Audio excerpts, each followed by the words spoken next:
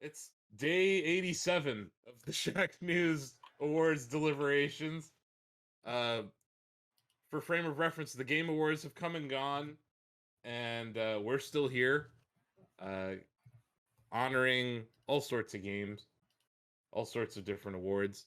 I think we're going to kick it off with Best Art Style of 2020. This is a little different than graphics. Graphics is more of a technical category. This is definitely more subjective. Um, but I think we can all explain why we feel certain ways about individual games and their art design or their art style. So we'll kick it off. Greg, you want to nominate Psychonauts 2? Yeah, I mean that game is very beautiful in terms of like the different. It has such a wide variety of biomes and aesthetic. It has like these gross teeth, and then you go to this like hippy dippy like love because you're going into people's minds, and every mind looks different, and it's a really funny art challenge. You know, what does this mind look like? What is it? What would this mind look like? You know, and then what would the enemies look like? What would they do? You know, what environment would you be in? It's I think it's just a brilliant game art design wise. They also do some really cool things with perspective and also like shifts in perspective where you think you're walking on the ground, suddenly like gravity changes or perspective changes, and now you're walking on the ceiling. Uh, yeah, their level design is really cool, and it kind of like the art style and the level design in this game are kind of like inform each other a lot of the time. I feel, but that's a very good nomination. That art style is striking, even if it didn't necessarily win our best graphics. I think it's a good Yeah. nomination for this. Right away, they get creepy as hell with all of the dental stuff. Mm-hmm. They Like, warn you. right off the They warn you at the very beginning of the game, like, "Hey, this game it talks about mental illnesses and it addresses mental illness, and it's if you don't like teeth, don't play this game." I appreciate that warning. Yeah, I really did. Yeah, it's. I mean, it's intended to be disturbing, and it does an excellent job at that. Like I don't have like it's not like I was afraid of it. It's nice that they have the warning for people that are, but yeah, it just really gets you right away. You're just like, okay, this is what I'm in for, and it's such all the character designs and stuff like that are also just, I guess, oddly proportioned in ways very like football heads, you know, like weird looking heads, very lanky. Yeah, it's cartoony. It's very cartoony, but it's like an abstract cartoon. Abstract, like a Ren and Stimpy, something like that. Yeah. But like, you know, if it was like being painted like in abstract painting or something. Yeah. But yeah, no, it's definitely it has this very signature style to it. That double fine look, and the double fine palette as well. Two nominations that I'll make pretty quick. The first is Death's Door, which is an action adventure game. It just to me is this sort of a medley. Like it's a little bit Diablo, a little bit of the painterly elements of Hades, and there's some bleakness that creeps in there too. Just the undertones of everything. It's colorful yet bleak, and like Hollow Knight, except a little bit richer in terms of its overall color palette. But yeah, definitely Hollow Knight's the bleakness I was looking for. So that's a good comparison. And the second is Returnal. Returnal is interesting to me because typically video games and movies have drawn more influence in terms of tone, pacing from Aliens versus Alien.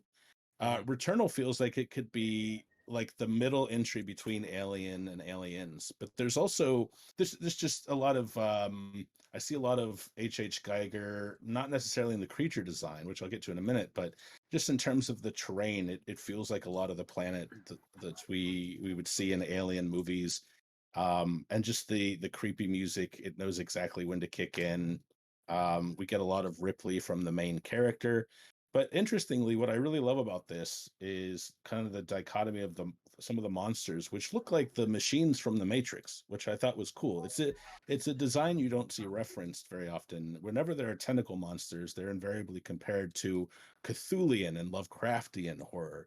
And these kind of felt like this mashup of the machines from the Matrix meets the terrain of an alien movie. Yeah, And I they just did love look it. like sentinels, and even Sentinels, that's their what they're called. eyes. Yeah, Yeah, yeah. their eyes, the way Yeah, they have they. eyes too, and just kind of the way they look almost like they're swimming through the Yep. air, like the machines do. And Yeah, I just really love this kind of cocktail of art styles that Returnal makes its own. I don't think it's the most technically impressive game that we've seen this year, but since this is about art style, I think Returnal is a very strong front runner. and it Returnal, sets the environment very well. Yeah. With the Oh art man, style. yeah, just Like- so atmospheric and Yeah. well designed, right, Blake? dude, the environment gives an atmosphere of isolation. Oh, it totally does. And like it conveys it so well. Mhm. And when you're walking into a room or something like that, you don't know what to expect. I love the creature designs as well. I'm so glad you hit the nail on the head with isolation, because like there are a lot of games where you're alone but you feel like a badass, like John Halo, Master Chief, the Yeah. Doom guy. They're alone, but like they're one man armies anyway. You Link. feel Yeah. Link, you feel so alone in Returnal. You feel so isolated from everything that could be beneficial to you. Like everything in that game has as much chance to hurt you as it does to help you. Yeah, And I you're think on a you hit the nail on the head, Blake. yeah. You're on a strange planet. You're the only human, and you keep finding your own corpse. Yes. You know. So yeah, No one would like that. No one would like that. Yeah. No. I also Yeah. think the art style does a good job of guiding players. Like, I know it's procedurally generated, but I never feel lost when I'm playing that game. I'm like, oh, I know where I'm No, going. they're And I they're think that has a really lot to do with the art style. yeah, it has a lot to do with the art style and the fact that like they really seamlessly meld art style but with functionality. Like I've mentioned in other categories how you can open the mini map and you can see, okay, doors of this shape take you along the main path, so you don't have to fuck around with side stuff if you just want to get back to a boss. Mhm. And doors of this other shape take you on side paths, optional rooms where you might get to power up. But that's also in the world itself. You can very clearly look at the that door. doors.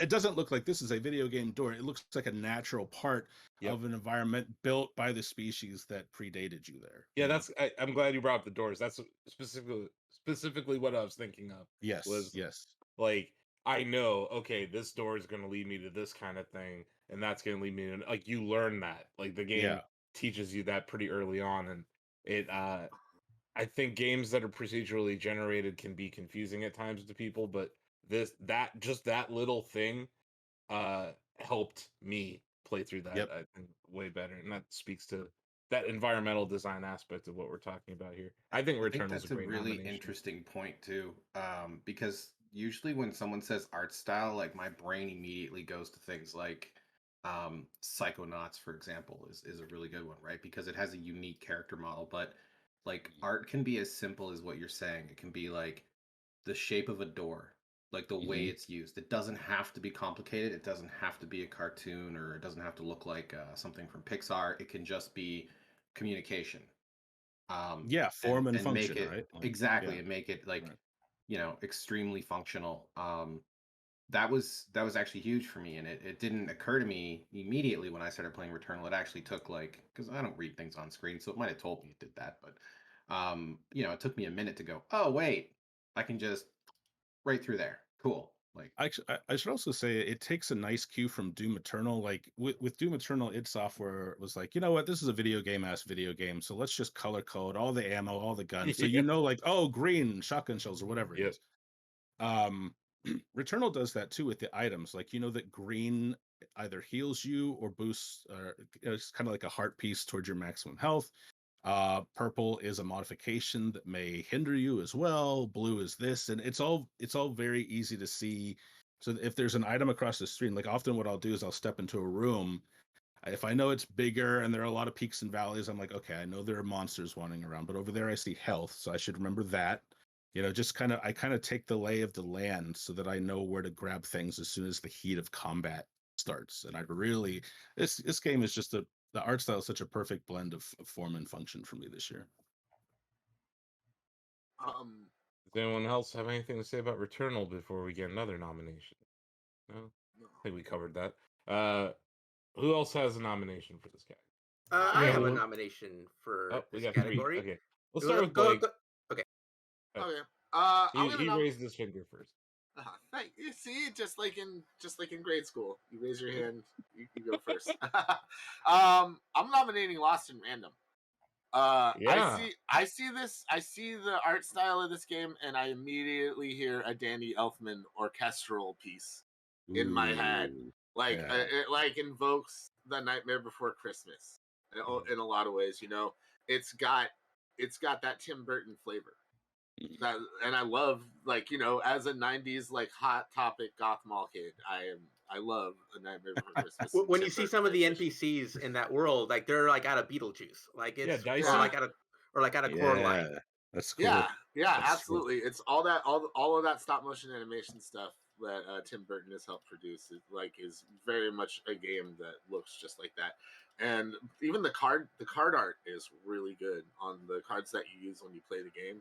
Like it's all gorgeous, like head to toe. And the character designs are all over the place, and like it's honestly you can compare it to Psychonauts 2 as well, because I feel like Double Fine is definitely influenced by that Tim Burton school. And if you look at Tim Schafer, he looks like the game developer designer version of Tim Burton.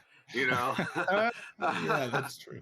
Yeah. So also the color palette in Psychonauts 2 is a little more wide, and it has a wider range. There's a lot of like oranges and yellows in the Double Fine palette, and they honestly sometimes just remind me of Baby Puke or something.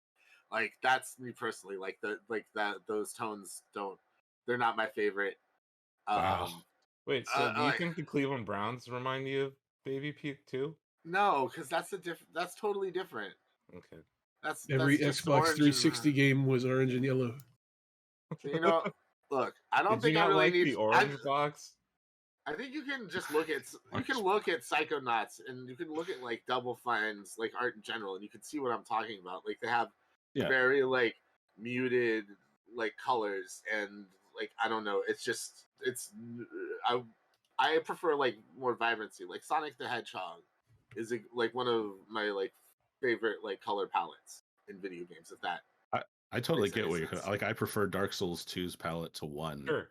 Yeah, I totally get that. Yeah. Yeah, it's like it's definitely personal taste, and I'm not trying to be like, oh, Double Fine shit's fugly or something like that. But like, just those colors to me, like that. If I was, you know, gonna do something with that, I would go a whole different direction.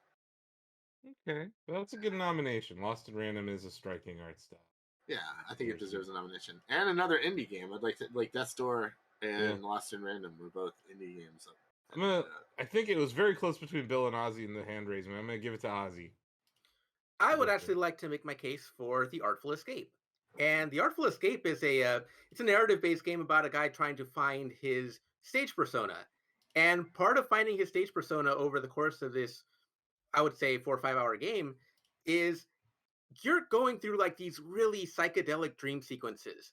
And they're like drawn and like designed out of the art style of something like David Bowie or like something like ELO or Jefferson Starship. Like it's like a visual style out of a bygone era, and it reminds you of like a certain era in music where album art, where album art was like really trippy, and like and like music videos were just like starting to come into their own. It's more artistic. Yeah. It's as much artistic as it is about the music. It even kind of evokes Pink Floyd vibes. Yes, that's the one I was looking for. Was like it's such a unique idea. You never see this anymore, and you almost never see it at all in video games. So for them to evoke this artistic this weird style, like I was all for this, and I was actually kind of hoping there'd be more, but like it ends very quickly. But then again, it doesn't overstay its welcome either. But yeah, absolutely. Like what Johnny Galvatron, he went into this game with a vision for like,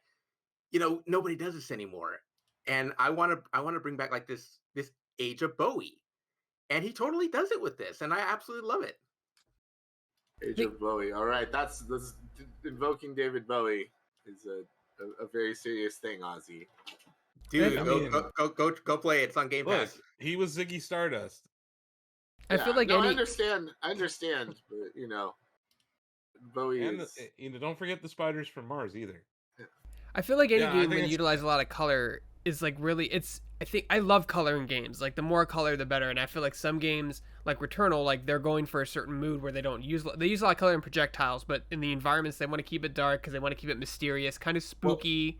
That, but again, form and function, like the power-ups, the glowing color, the power-ups stand out better against that. But yeah. But I just, and like Ozzy said with that game, it's so bright and vibrant, and I feel like when you have a lot of color everywhere, you can't hide things as easily. It's more of a bold move because you're not creating this like atmosphere. If you don't know what's around the corner, you can see everything as clear as day. I love the use of color in all games. The more color, the better for me.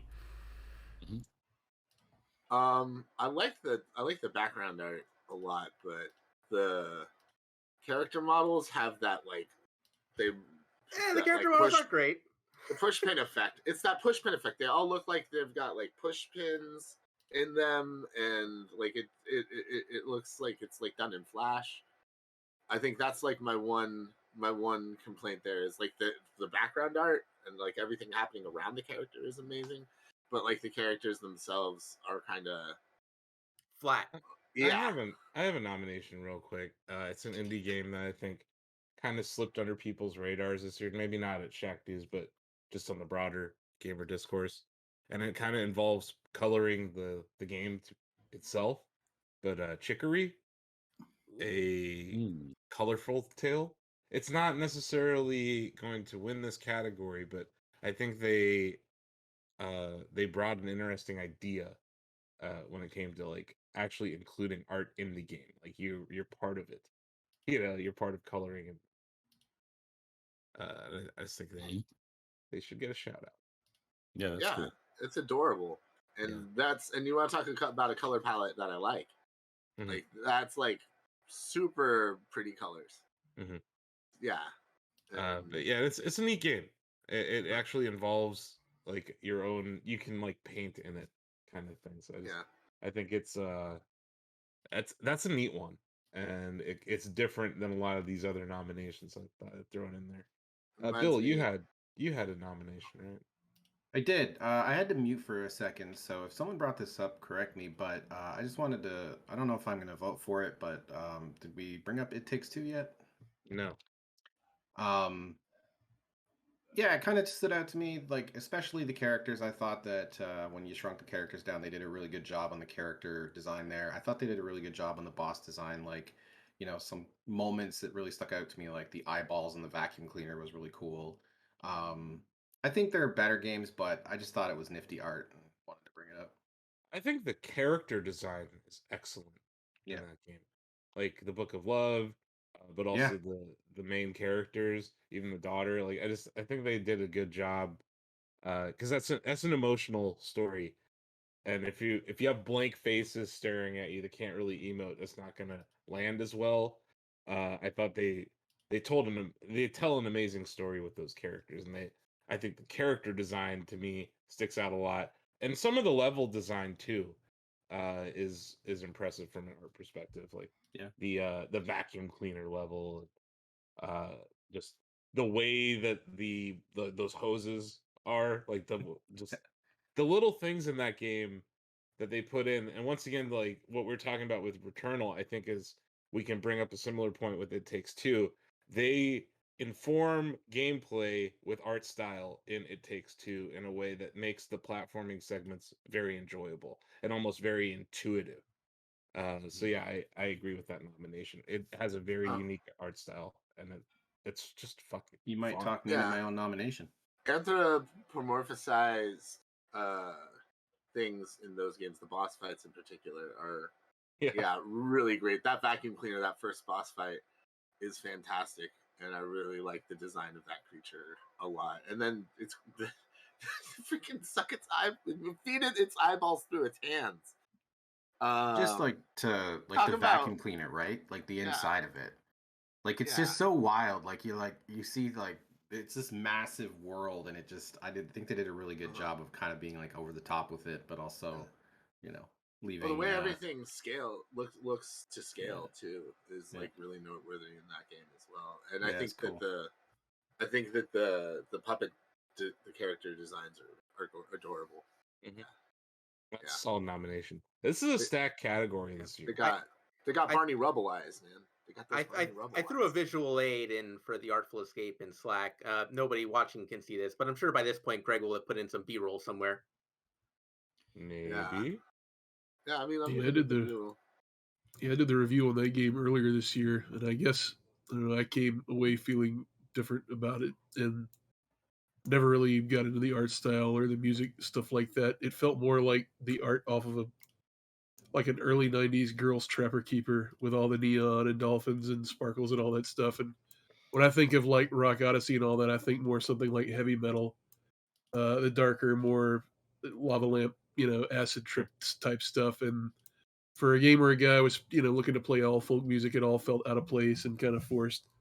More like zany Yngwie Malmsteen or Steve Vai stuff rather than, 70s arena rock or something like that. And just everything was so neon and so intense all the time. It didn't really feel like it was a part of anything other than just an excuse to spray color. But I see it's hit everybody in different ways. So I would actually love to see a metal take on this kind of game. Yeah. Like I would love to see like a metal opera. I'd done love in to this see a style. heavy metal game. Well, we've had Brutal Legend. No, I mean like a legit take the IP heavy metal and turn it into a game. Dude, no, they did that. You did that. It's bad news. Yeah, it turned out super great. Yeah, they did. They did that. It was in like the around 90s. 2000 or 99. Well, yeah. let's do it again. Come on, it's 2021. They put old Julie Strain on the cover. That might have been the best part of the game. We can turn this around, guys. Heavy metal's a good IP. Yeah. Although South Park may have already hit it out of the park with that. With cheesing. Yeah. While I have the chance, I'd like to nominate Guilty Gear Strive, and my argument is just fucking look at it. Jeez. Dude, yeah, I'm ready. Absolutely. I'm actually ready to make. I've been waiting. I've been holding my tongue. I've been waiting to make my case for this. So, Guilty Gear Strive. There are three very distinct key points I want to make about this game. First off, like just the design of everything. Guilty Gear characters have always, I contend, been some of the most outlandish and creative characters in fighting. Just like every one of them looks like they're ready to freaking go be a headliner at a J-Rock show. Between like the pirate girl with the giant anchor, the dude with the headband and the freaking giant sword, the literal muscle tank with the collars and bullet gauntlets.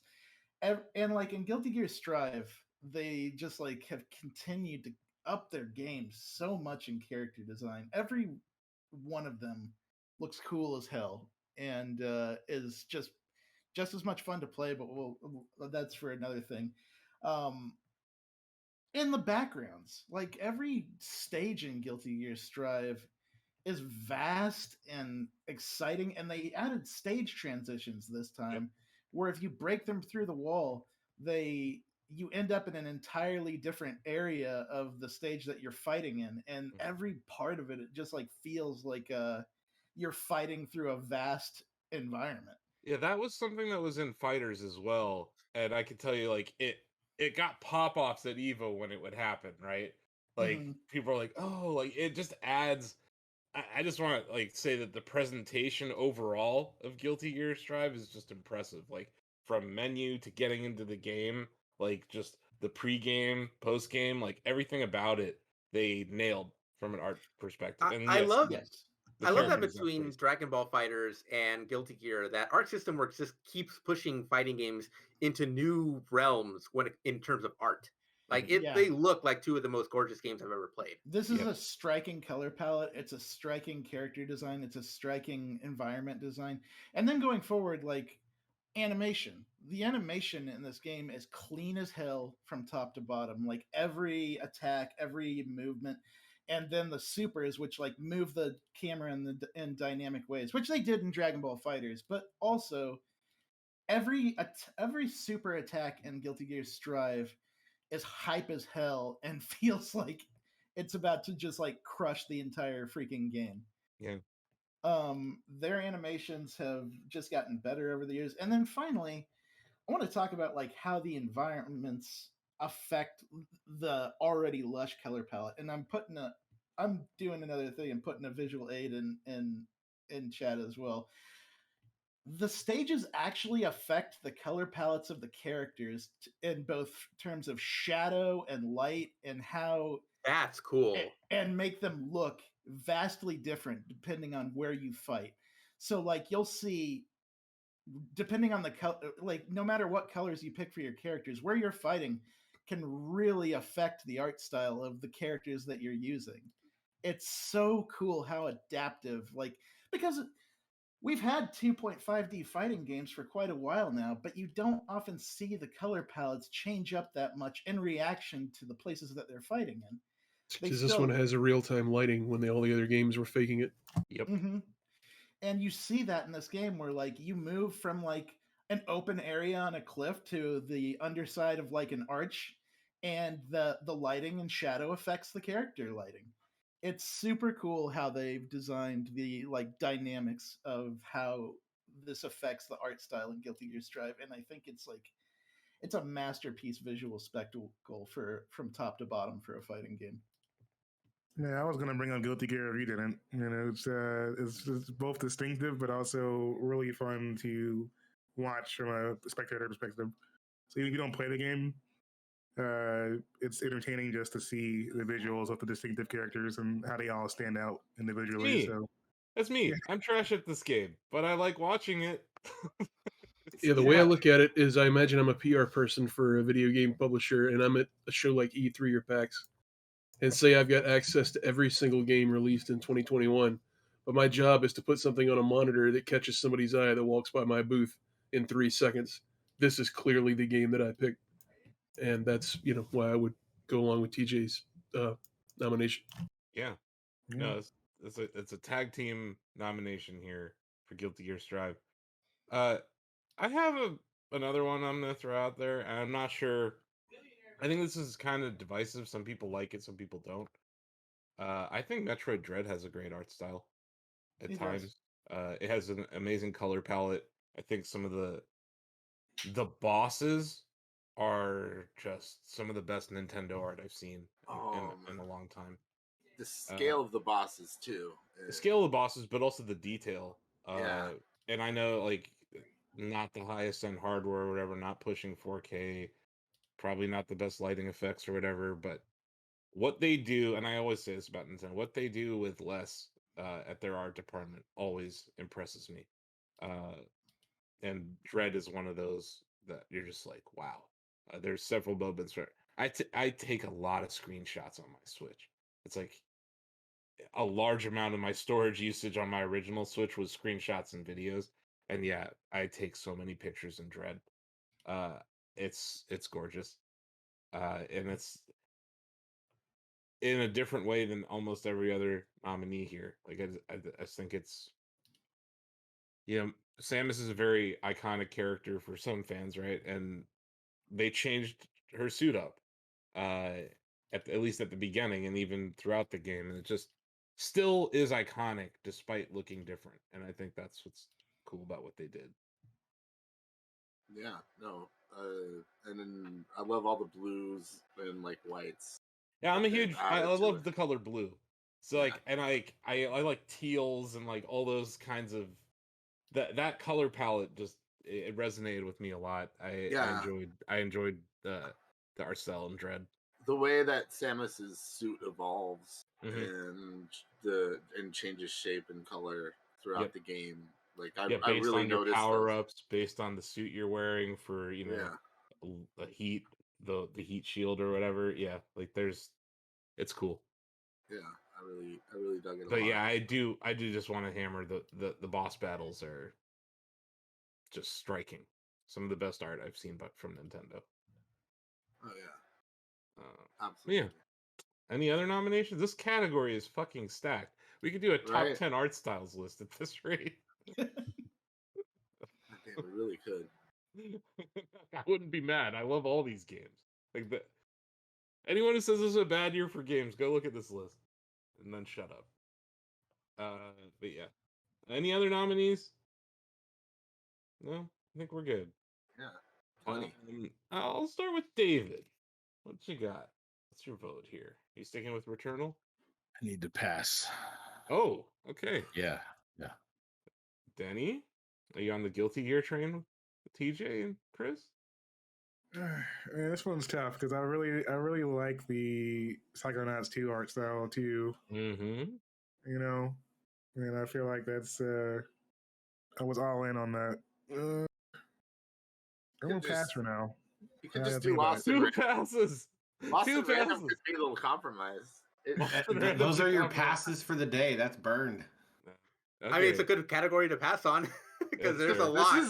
This is honestly the toughest one yet, I feel. I don't know what the hell I'm gonna vote either. Yeah. Donovan, are you gonna pass? No, I'll vote. I'll vote for Returnal. I love those alien vibes, like David described. It really had an impact on me when I was playing through that game for review. So yeah, I will cast. It's a vote also for just that game. striking. Like it's impressive. Like it looks great. You know, like, and that's an element of it. It's not just what we were talking about with Doors. Like it's a very striking game to play, especially on like a PS5 and 4K or whatever. Greg, You know, I do. Psychonauts 2? I know, I do like Psychonauts too, but you know, it's funny because TJ talks about Guilty Gear Strive, and like I know what goes into that. Like one of the things most requested about the Arc System games is why can't we have different costumes or different DLC down, like it would sell money, right? Well, because in the interview, one of the designers said that each character's like frames are handmade and hand shaded, so they can't just swap on a hat, So I know how much work goes into how making that look beautiful, and I think it's affecting my vote, so I'm gonna go with Guilty Gear Strive. Wow. Given the opportunity to vote for Psychonauts 2, Greg listened to logic and reason and voted for Guilty Gear Strive. That's fascinating. TJ, you're voting for Guilty Gear, right? Of course I am. Ozzy, are you sticking with Artful Escape? I'm gonna stick with the Artful Escape, but that's not to minimize what Guilty Gear Strive has done for fighting games in the world in terms of art. Because Any of these games. Man, that game looks gorgeous. Mm-hmm. Bill, There are some incredible styles of art this year, but I'm gonna go with something that stood out for a different reason. I'm going with Returnal. okay. Blake, Whew, man, god damn. How many passes do I get? 1. I get one pass, then I'm gonna give it to. Has not been nominated. All right. I'm gonna give it to Returnal. I think. I just it's spoopy as hell, man. Like super spoopy. It invokes Alien, but like I've also mentioned how much I love Event Horizon and how much it reminds me of that as well. The house and the astronaut alone, like the design of that stuff. I'm gonna give it to it. Just yeah. Oh, actually, you know what it is? It's the eyeball spotlights.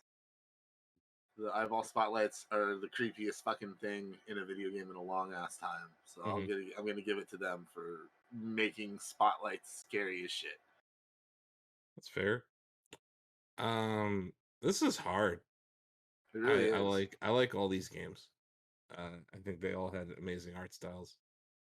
I haven't even played Lost in Random or The Artful Escape, but just looking at them, I think they're pretty impressive looking. I think Chris and TJ have made some really good points about Guilty Gear Strive. That those 2 images you dropped in Slack, TJ, they kind of sealed it for me. Like there's a crazy level of detail to that game, and it shows. So I'm gonna vote for Guilty Gear Strive. Chris, I'll you also voting for go with Guilty Gear? Guilty Gear. Yes. Yeah. Okay, we're back to the passers. David. I've been sitting here watching some of Guilty Gear, and it's very impressive. I'm not really a fan of the anime art style overall, and I can't get past the combination of form and function in Returnal's art style. I'm much more into that than I am just the form. So I'm going to go Returnal. Okay, Danny. I'm definitely going Guilty Gear in comparison to Returnal. I feel like while I love Returnal, Guilty Gear was so unique and distinctive with everything that it did well. I gotta give it to him.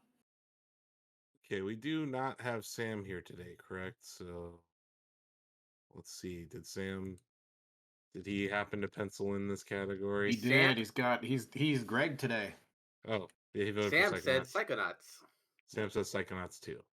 So that is wow, that was a close one, as it should be.